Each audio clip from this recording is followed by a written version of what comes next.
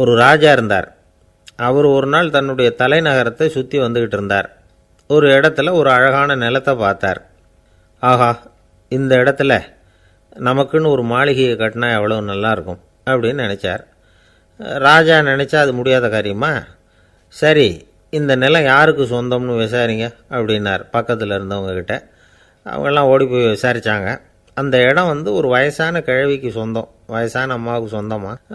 அந்த அம்மா தான் அதில் ஒரு குடிசையை போட்டு குடியிருந்துகிட்டு இருக்கிறாங்க. சரி, அந்த நிலத்துக்கு ஒரு விலையை நிர்ணயம் பண்ணி அதை அந்த வயசான அம்மாக்கிட்ட கொடுத்துருங்கோ அப்படின்னு உத்தரவு போட்டார் ராஜா. ஆனால் அந்த அம்மா, இது எங்கள் பூர்வீக இடம், இதை விற்க மாட்டேன் அப்படின்னு சொல்லிவிட்டுது. சரி, 2 பங்கு விலை கொடுக்குறோம்னு சொல்லி பாருங்க அப்படின்னாங்க. அப்படியே சொன்னாங்க அரண்மனை ஆட்கள். அதுக்கும் சம்மதிக்கலை அந்த அம்மா. இதை கேள்விப்பட்டதும் ராஜாவுக்கு கோபம் வந்துட்டுது. தன்னுடைய ஆளுங்களை கூப்பிட்டார். போய் அந்த குடிசையை பிரிச்சேரிங்க, காசெல்லாம் ஒன்றும் கொடுக்காதீங்க அப்படின்னு கத்தினார். அவ்வளோதான். அடுத்த நிமிஷம் அரண்மனை ஆசாமிகள் போனாங்க, குடிசையை பிரித்து எரிஞ்சாங்க. அந்த வயசான அம்மா இருக்குது, அதுவும் அந்த இடத்த விட்டு துரத்தி விட்டாங்க. அந்த இடத்துல ஒரு அரச மாளிகையை கட்டி முடிச்சிட்டாங்க. அந்த வயசான அம்மா பாவம், ராஜாவே இப்படி பண்ணால் யார்கிட்ட போய் முறையிட முடியும்? ஒரு ஞானி இருந்தார், அவர்கிட்ட போய் சொன்னாங்க. அவர் இவங்க சொன்னதை கேட்டு மனசில் வச்சுக்கிட்டார். ஒரு நாள் அந்த ராஜாவே இந்த ஞானியை கூப்பிட்டார். புதுசாக ஒரு மாளிகை கட்டியிருக்கிறேன், வந்து பாருங்கன்னு.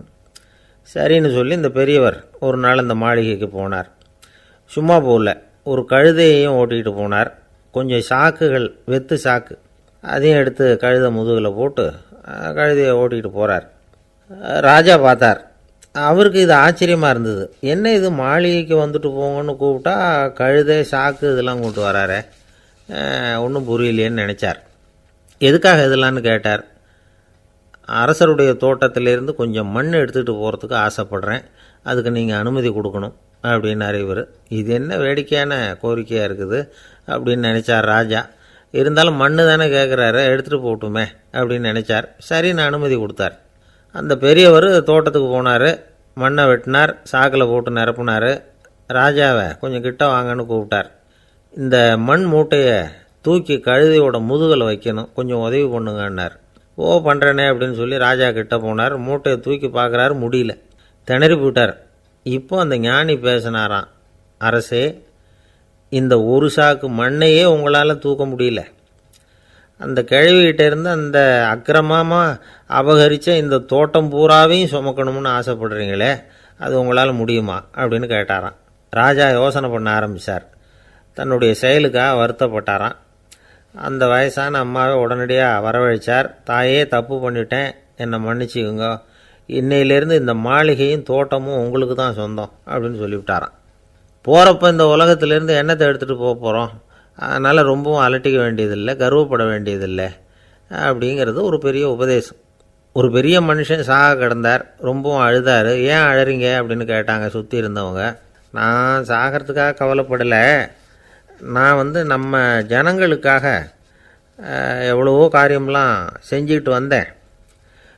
நான் செஞ்சுக்கிட்டு வந்த சேவையை இனிமேல் யார் செய்ய போகிறாங்க, அது யாரால் முடியும், அதை நினச்சி தான் அழறேன் அப்படின்னாராம். ஒருத்தர் முன்னாடி வந்தார். அதுக்காக நீங்கள் கவலைப்படாதீங்க, உங்கள் சேவையை தொடர்ந்து செய்கிறதுக்கு என்ன மாதிரி இளைஞர் பட்டாலும் தயாராக இருக்குது, இருந்தாலும் எங்கள் கவலை என்னென்னா அப்படின்னு இழுத்தார். என்ன சொல்லுங்கன்னு கேட்டார் அவர். நீங்கள் இது வரைக்கும் என்ன சேவை செஞ்சுக்கிட்டு வந்தீங்க, அதுதான் எங்களுக்கு இன்னமும் புரியாத புதிராக இருக்குது அப்படின்னாராம் அவர். இந்த காலத்து புள்ள ஒருத்தன் தன்னோட அப்பாவை பார்த்து சொன்னான், அப்பா, நான் உனக்கு உதவி செய்யலாம்னு நினைக்கிறேன், என்ன உதவி செய்யணும்னு சொல்லு அப்படின்னா. நீ சும்மா இருந்தால் அதுவே எனக்கு செய்கிற பெரிய உதவிடா அப்படின்னார் அப்பா. சும்மா இருக்கிறதும் ஒரு உதவி தான், அது மாதிரி மௌனமும் ஒரு சமூக சேவை தான் அப்படிங்கிறார் காஞ்சி பெரியவர். நமக்கு 5 புலன்கள் இருக்குது, மெய், வாய், கண், மூக்கு, செவி. இந்த 5லேயும் அதிகப்படியான வேலை எதுக்குன்னு நினைக்கிறீங்க? வாய்க்கு தான். ஏன்னா அதுக்கு 2 வேலை. இப்போ கண்ணுக்கு பார்க்குறது மட்டும்தான் வேலை, காதுக்கு கேட்குறது மட்டும்தான் வேலை, மூக்குக்கு வாசனை அறியறது தான் வேலை, உடம்புக்கு உணர்றது மட்டும்தான் வேலை. ஆனால் வாய் அப்படி இல்லை, அதுக்கு 2 வேலை, சாப்பிட்றதும் அதுதான், பேசுகிறதும் அதுதான். அதாவது வாய் ஒன்று தான் கர்மேந்திரியமாகவும் இருக்குது, ஞானேந்திரியமாகவும் இருக்குது அப்படின்னு சொல்லுவாங்க. சாப்பாட்டில் உட்காந்தா எந்தெந்த ஆகாரம் என்னென்ன ருசின்னு அறிவிக்கிற வேலையும் செய்யுது. சபையில் உட்காந்தா பாடுறது, பேசுறது, சிரிக்கிறது இது மாதிரியான வேலையும் செய்யுது. இன்னொரு வித்தியாசம், கண்ணு, காது, மூக்கெல்லாம் ஸ்ட்ரெயின் பண்ணிக்கிட்டு வேலை செய்கிறதில்ல. ஒரு ரோஜா பூ பார்த்தா உடனே மூக்கு அப்படியும் இப்படியும் அசைய ஆரம்பிக்கிறதில்ல. ஒரு சங்கீதத்தை கேட்ட உடனே காது ஆட ஆரம்பிக்காது. ஆனால் வாய் அப்படி இல்லை. அது பேசினாலும் சரி, சாப்பிட்டாலும் சரி, அசைஞ்சு தான் ஆகணும். ஆக மற்றதை விட வாய்க்கு வேலை ஜாஸ்தின்னு தெரியுது. சாப்பிட்றது, பேசுறது அப்படின்னு 2 காரியம் அதுக்கு.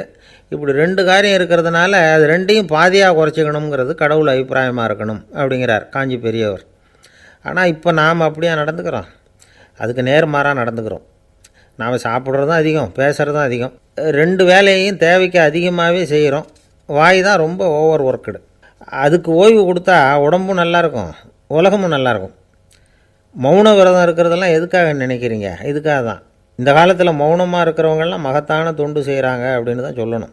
சத்தம் அதிகமாக போய் தான் சவுண்டு பொல்யூஷன் வருது. அது மட்டும் இல்லை, மௌனமாக இருந்தால் சண்டை சச்சரவே வராது. மௌனம் கலக நாஸ்தி. ஆக இதுவும் ஒரு சமூக சேவை தான். நமக்கு தான் வாய் இருக்குதேங்கிறதுக்காக வசமாக சாப்பிட்றதும் தப்பு, வளவளன்னு பேசுகிறதும் தப்பு.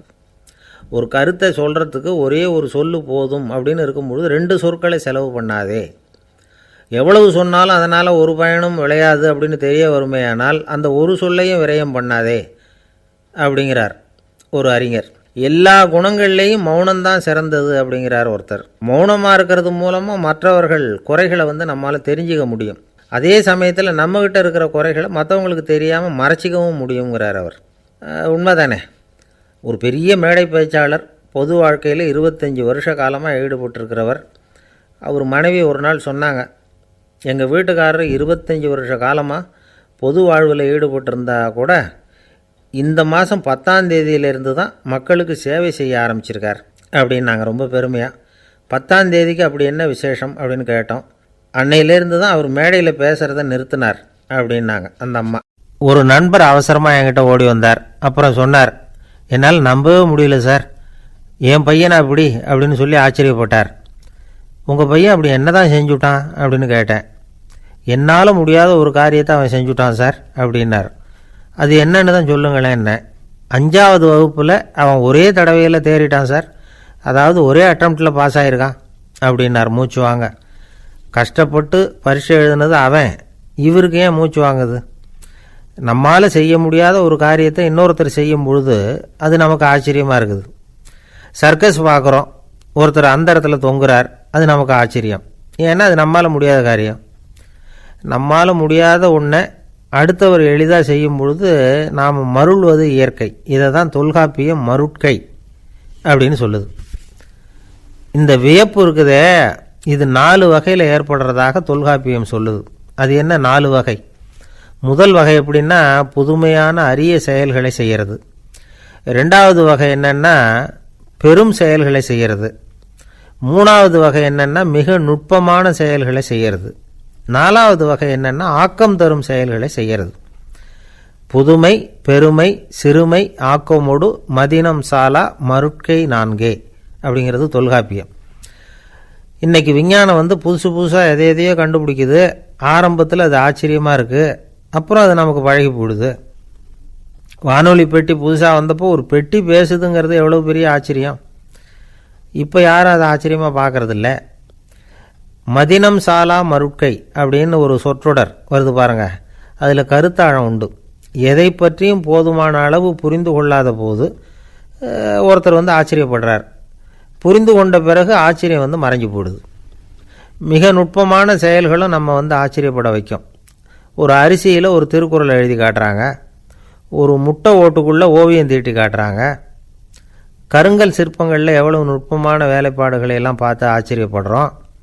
இது மாதிரி ஆக்கப்பூர்வமான அரிய செயல்களை செய்கிறது கூட வியப்பை உண்டு பண்ணும். குப்பை கூலங்களை கூட வாழ்க்கைக்கு பயன்படுகிற பொருளாக மாற்றுகிறவர்கள் இருக்காங்க. அவர்களுடைய செயல் வியப்பு அளிக்குது. இடைக்காட்டு சித்தர் பாடின 30 நூலில் வர்ற ஒரு பாடல், ஆற்றல் பிறர் அறிதலின் அகம் கிளர்வு உறுதலின் கற்று அறி பாணர் கழுமிய கோடலின் தோற்றம் உருகவே போற்றல் சால் வியப்பே. ஒருத்தருடைய ஆற்றல் தெரியாமல் இருந்தது, அவருடைய அரிய செயலை பார்க்கும் பொழுது வியப்பாக இருந்தது, மனசுக்குள்ள கிளர்ச்சி. பாவலர்கள் இவர்களுடைய புகழை பாடி மற்றவர்களும் தெரிந்து கொள்ளுமாறு செய்கிறார்கள் அப்படிங்கிறது தான் ஒரு யதார்த்தமான உண்மை. ஆக எல்லா வகையிலும் மக்கள் தங்களுடைய வாழ்க்கையில் முன்னேறுவதற்கான வழிகாட்டுகிற ஒரு மெய்ப்பாடு தான் வியப்புங்கிறது. இந்த காலத்தில் நம்ம எப்படியெல்லாம் ஆச்சரியப்பட வைக்கிறாங்க. ஒரு ஆளை பிடிச்சி ஜெயிலில் கொண்டு வந்தாங்க. ஜெயில் அதிகாரி அவனை ரொம்ப ஆச்சரியமாக பார்த்தாரான். இவன் கேட்டான், ஏன் சார் அப்படி பார்க்குறீங்க, நான் இப்போ இங்கே வர்றது உங்களுக்கு ஆச்சரியமாக இருக்குதா அப்படின்னு கேட்டிருக்கான். இதுக்கு ஜெயில் அதிகாரி சொல்லியிருக்கார், நீ இப்போ இங்கே வந்ததில் எனக்கு ஒன்றும் ஆச்சரியம் இல்லைப்பா, ஏற்கனவே நீ இங்கேருந்து விடுதலையாகி போய் 6 மாதம் ஆச்சு, இவ்வளவு லேட்டாக வர்றியே அதுதான் எனக்கு ஆச்சரியமாக இருக்குது அப்படின்னாராம். ஒருத்தர் ஒரு தவறு செஞ்சு விடுறாருன்னு வச்சுக்கோங்க, உடனே நீ செஞ்சது தவறு அப்படின்னு சொல்கிறது ஒரு வகை. அதுக்கு பதிலாக எது சரின்னு அவர் புரிந்து கொள்ள உதவி செய்கிறது இன்னொரு வகை. இந்த 2வது வகை இருக்குது பாருங்கள், நிர்வாக இயலில் இது ரொம்ப முக்கியம். அலுவலகத்தில் வேலை பார்க்குற ஒருத்தர் முக்கியமாக தெரிஞ்சுக்க வேண்டியது என்ன தெரியுமா? சக ஊழியர்கள்கிட்ட எப்படி பழகணும், மேலதிகாரிகள்கிட்ட எப்படி பழகணும், தனக்கு கீழே வேலை செய்கிறவங்கக்கிட்ட எப்படி பழகணும், வாடிக்கையாளர்கள்கிட்ட எப்படி பழகணும், இவங்க எல்லார்கிட்டையும் செம்மையான உறவை ஏற்படுத்திக்கிறது எப்படி, இதையெல்லாம் சொல்லிக் கொடுக்குற பாடம் தான் இன்டர் பர்சனல் ஸ்கில், திறமையான உறவு அப்படிங்கிறது. எந்த வேலையில் இருந்தாலும் சரி, இந்த உறவுகளை வளர்க்கும் திறன் உள்ளவங்க சீக்கிரம் முன்னுக்கு வந்துடுறாங்க. மற்றவங்க கிட்ட உறவை பலப்படுத்திக்கிறது எப்படி அப்படின்னு தெரிஞ்சுக்கிட்டோம்னா எந்த ஒரு தடையையும் சுலபமாக தாண்டி செய்கிற தொழிலில் முன்னுக்கு வந்துடலாம். ஹார்வர்டு பல்கலைக்கழகத்தில் ஒரு கணக்கெடுப்பு பண்ணி பார்த்தாங்களாம். பார்க்குற வேலையில் எது மாதிரி குணாதிசயம் உள்ளவங்க வேகமாக முன்னுக்கு வர்றாங்க அப்படின்னு தெரிஞ்சுக்கிறதுக்காக இந்த கணக்கெடுப்பு. வெவ்வேறு துறையில் வேகமாக முன்னுக்கு வந்திருக்கிற பல பேரை சந்தித்து இந்த சர்வேயை நடத்தியிருக்கிறாங்க. அவங்க கண்டுபிடிச்சி சொல்லியிருக்கிற உண்மை என்ன தெரியுமா? ஒருத்தர் ஒரு வேலையில் இருந்தால் அது சம்பந்தப்பட்ட சப்ஜெக்ட் பற்றிய அறிவு 35% இருந்தால் போதுமா. ஆனால் உறவுகளை வளர்க்கக்கூடிய திறன், இன்டர் பர்சனல் ஸ்கில்லு 65% வேணும். இப்படி உள்ளவங்க சீக்கிரம் முன்னுக்கு வந்துடுறாங்களாம். அதனால் ஒருத்தருக்கு வேலை சரியாக புரியலைன்னா கூட விவரமாக மற்றவங்கக்கிட்ட பழகிறது எப்படின்னு புரிஞ்சால் போதும், அவர் முன்னுக்கு வந்துடலாம். அலுவலகங்களில் மட்டும் இல்லை, எல்லா இடங்கள்லேயும் இது ரொம்ப முக்கியம்.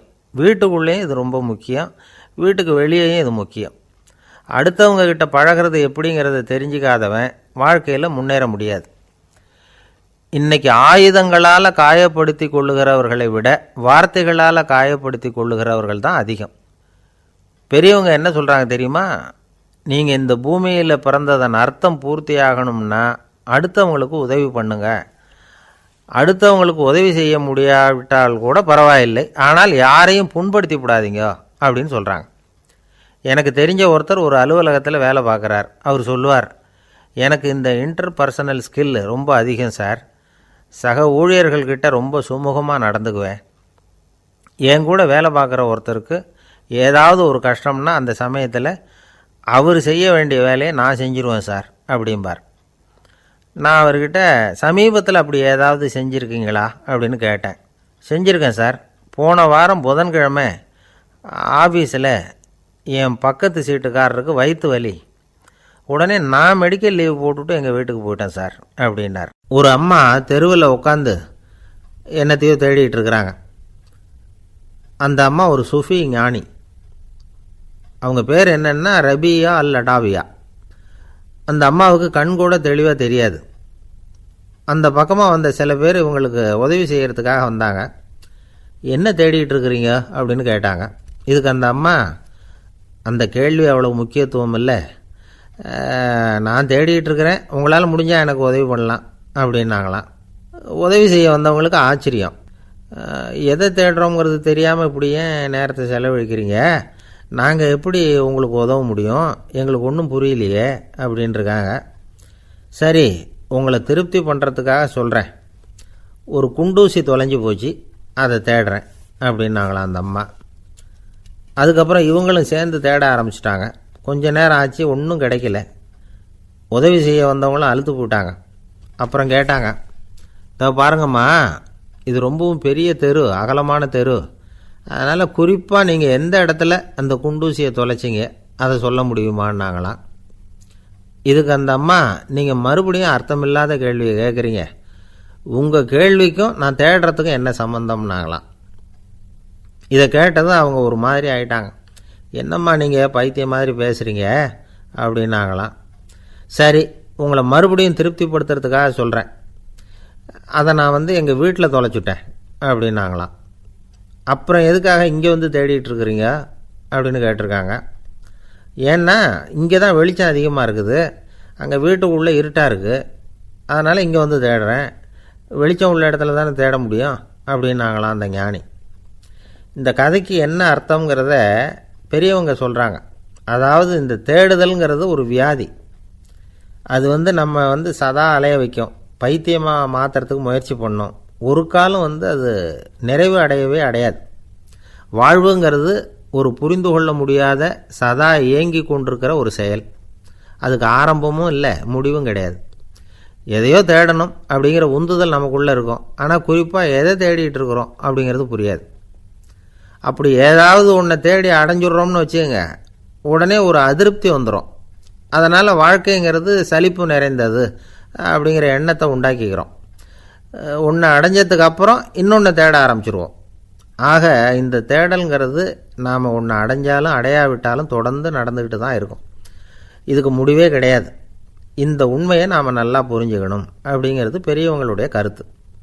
ஏழையும் தேடுறான், பணக்காரனும் தேடுறான், நோயாளியும் தேடுறான், நோய் இல்லாதவனும் தேடுறான், அதிகாரம் உள்ளவனும் தேடுறான், அதிகாரம் இல்லாதவனும் தேடுறான், முட்டாளும் தேடுறான், அறிவாளியும் தேடுறான். ஆனால் யாரும் இதை தான் தேடி சாதிக்க போகிறோம், இதுதான் முடிவு அப்படின்னு திட்டவட்டமாக சொன்னதில்லை. ஒன்று அடைஞ்சதும் இன்னொன்று தேட ஆரம்பிச்சிடுறாங்க, அவ்வளோதான். அதாவது உங்களின் தேடுபவர் உங்கள் உள்ளேதான் இருக்கிறார், அவரை தேடி கண்டுபிடியுங்கள். இதுதான் ஞானிகள் நமக்கு சொல்லுகிற ஒரு ஆலோசனை. நம்மால் ஒருத்தன் ஜெயிலில் இருந்தான். இன்னொரு கைதி அவனை பார்த்து கேட்டான், ஏன்பா உன்னை பார்க்குறதுக்கு வெளியிலேருந்து யாருமே இங்கே வர்றது இல்லையே, உனக்கு சொந்தக்காரங்களே கிடையாதா அப்படின்னு கேட்டானா. ஏன் இல்லை, எனக்கு சொந்தக்காரங்க நிறைய பேர் உண்டு, அவங்க என்னை பார்க்க வராததுக்கு காரணம் வேற அப்படின்ட்டுருக்கான் இவன். என்ன காரணம்னு கேட்டான் அவன். அதுக்கு இவன் சொன்னானா, அதுக்கு என்ன காரணம்னா அவங்க எல்லாரும் இங்கே உள்ளேயே இருக்கிறாங்க அப்படின்னானா. ஒரு சீன தேசத்து அரசர் இருந்தார். அவருக்கு வயசாயிட்டுது. அவருக்கு அடுத்தபடியாக அவருடைய புள்ள பட்டத்துக்கு வரணும், ஆட்சி பொறுப்பை ஏற்றுக்கணும். ஒரு நல்ல தலைவனுக்கு இருக்க வேண்டிய பண்புகள்லாம் தன்னுடைய மகனுக்கு இருக்கணும்னு விரும்பினார் அந்த அரசர். அதனால் இளவரசனை பக்கத்தில் இருந்த ஒரு குரு கிட்ட அனுப்புனார். இளவரசன் அவர்கிட்ட போய் சேர்ந்தான். அந்த குரு என்ன பண்ணார் தெரியுமா, இவனை பார்த்து சொன்னார், இதை பாருப்பா, நீ என்ன பண்ணுற, இப்போவே பக்கத்தில் இருக்கிற காட்டுக்கு போ, நடு காட்டில் போய் ஒரு இடத்துல உட்காந்துக்கோ, அங்கே என்னென்ன சத்தம்லாம் உன் காதில் விழுதுன்னு கவனித்து கேளு, உன் காதில் விழுந்த ஓசைகள் என்னென்னங்கிறத என்கிட்ட வந்து சொல்லு, அதுதான் எனக்கு தெரியணும், உனக்கு வேலையும் அதுதான் அப்படின்னு சொல்லி அனுப்பி வச்சுட்டார். இளவரசன் காட்டுக்கு போனான். குரு சொன்னபடியே ஒரு இடத்துல உட்காந்து கவனித்து கேட்டான். அதுக்கப்புறம் குருக்கிட்ட திரும்பி வந்தான். என்னென்ன சத்தம்லாம் கேட்ட அப்படின்னு கேட்டார் குரு. குருவே, காட்டில் நான் பறவைகள் சத்தம்லாம் கேட்டேன், மிருகங்களின் ஓசையையும் கேட்டேன், இதை தவிர இடி மின்னல் மழை இதுகளோட சத்தத்தையும் கேட்டேன் அப்படின்னா. குரு யோசனை பண்ணார், நீ இன்னமும் சரியாக கேட்கல, அதனால் மறுபடியும் காட்டுக்கு போ, கொஞ்ச நாள் தங்கியிருந்து கேட்டுட்டு வா அப்படின்னார். இளவரசனுக்கு ஒன்றும் புரியல. இருந்தாலும் குருவின் கட்டளையாச்சே, மறுக்க முடியுமா? உடனே அவன் மறுபடியும் காட்டுக்கு போனான். ஒரு இடத்துல உட்காந்தான். கொஞ்ச நேரம் உன்னிப்பாக கவனித்து கேட்டான். சில நாள் கழித்து குருக்கிட்ட திரும்பி வந்தான். குருவே, இந்த தடவை சில துல்லியமான சத்தங்களையெல்லாம் கேட்டான். தேனீ பறக்கிற சத்தம், நீரோடையின் மெல்லிய ஓசை, இதெல்லாம் கேட்டேன்னா. குரு சிரித்தார். நீ மறுபடியும் காட்டுக்கு போ, இன்னும் சில நாள் அங்கே இரு, முழுமையாக கவனமாக கேட்டுக்கிட்டு வா அப்படின்னு சொல்லி அனுப்பி வச்சுட்டார். இளவரசனுக்கு குழப்பம் அதிகமாயிட்டுது. ஒன்றுமே புரியல. மறுபடியும் காட்டுக்கு போனான். மௌனமாக ஒரு இடத்துல உட்காந்துட்டான். அப்படியே தியானத்தில் ஆழ்ந்துட்டான். சில நாளில் அவனுக்கு இதுவரை கேட்காத ஓசைகள்லாம் கேட்க ஆரம்பிச்சிட்டுது. இதைத்தான் நான் கேட்கணும்னு என்னுடைய குரு எதிர்பார்த்துருக்கிறாருங்கிறத புரிஞ்சுக்கிட்டான். உடனே குருக்கிட்ட ஓடனான். குருவே, இந்த தடவை காதுகளுக்கு கேட்க முடியாத சில ஓசைகளை கூட என்னால் உணர முடிஞ்சுது. பூ மலருகிற ஓசை, சூரியனால் பூமி சூடாகிறப்போ எழுகிற ஓசை, காலை பனித்துளி இந்த புல்லுலாம் குடிக்கிற ஓசை, இது எல்லாம் என்னால் நல்லா கேட்க முடிஞ்சுது அப்படின்னா. குருவுக்கு இப்போ தான் திருப்தி ஏற்பட்டு தான். இளவரசனை பார்த்து சொன்னார், இதை பாருப்பா, இப்போ தான் நாட்டை ஆளுகிற தகுதி உனக்கு வந்திருக்குது அப்படின்னு சொல்லி அதுக்கு விளக்கமும் கொடுத்தாராம். எந்த அரசன் தன்னுடைய மக்களின் இதயம் பேசுகிற மௌன மொழியை, மௌன வார்த்தைகளை கேட்குறானோ அவன்தான் ஆள தகுதி உள்ளவன். எந்த அரசன் தன்னுடைய மக்களின் உணர்ச்சிகளை உண்மையாக உணர்றானோ அவன்தான் முதன்மையான அரசன். போலி வார்த்தைகளை மட்டும் கேட்டுட்டு பல மௌன ராகங்களை காதில் வாங்கிக்காதவன் அரசனே இல்லை. எந்த நாட்டில் எப்போ ஒரு அரசன் தன்னுடைய மக்களின் உணர்ச்சிகளை கேட்க மறுக்கிறானோ அன்னையிலேருந்தே அந்த நாடு அழிய தொடங்குது அப்படின்னு அர்த்தம். இதுதான் அந்த குரு இளவரசனுக்கு போதித்தது. வாயால் பேசுகிறத மட்டும் கேட்டு ஏமாறக்கூடாது, உணர்ச்சிகளையும் கேட்குறதுல தான் மனப்பக்குவம் உண்டாகும். மக்கள் உணர்ச்சிகளை புரிந்து கொள்ளாத அரசர்கள் நீடிச்சிருக்க முடியாது. அது மாதிரி நாடுகளில் அடிக்கடி குழப்பம் தான் உண்டாகும். அப்படி இருந்தால் அடிக்கடி ஆட்சி மாறிக்கிட்டு இருக்கும். அப்படிப்பட்ட ஒரு தேசம், அங்கே ஒரு சிறைச்சாலையில் 3 கைதிகள் பேசிக்கிட்டு இருந்தாங்க. ஒருத்தன் சொன்னான், நான் இந்த நாட்டு ராஜாவை எதிர்த்து பேசிக்கிட்டு இருந்தேன், அதனால் என்னை பிடிச்சி கொண்டாந்து இங்கே போட்டுவிட்டாங்க அப்படின்னா ஒருத்தன். இன்னொருத்தன் சொன்னான், நான் இந்த நாட்டு ராஜாவை ஆதரித்து பேசிக்கிட்டு இருந்தேன், அதனால் என்னை பிடிச்சி கொண்டாந்து இங்கே தள்ளிவிட்டாங்க அப்படின்னா. அது சரி, நீ என்ன தப்பு பண்ண அப்படின்னு சொல்லி 3வது ஆளை பார்த்து இவங்க கேட்டாங்க. அதுக்கு அந்த ஆள் சொல்கிறான், நான் தான் இந்த நாட்டு ராஜா அப்படின்னானா. ஒரு ஆசாமி வேகமாக ஓடிக்கிட்டு இருந்தான். ஏன் இப்படி ஓடுறேன்னு கேட்டார் இன்னொருத்தர். அங்கே ஒரு ஆள் அடிபட்டு கிடக்கிறான், அதை பார்த்தேன், உடனே ஓடுறேன்னா. எங்கேன்னு கேட்டார். ஆஸ்பத்திரிக்குன்னா.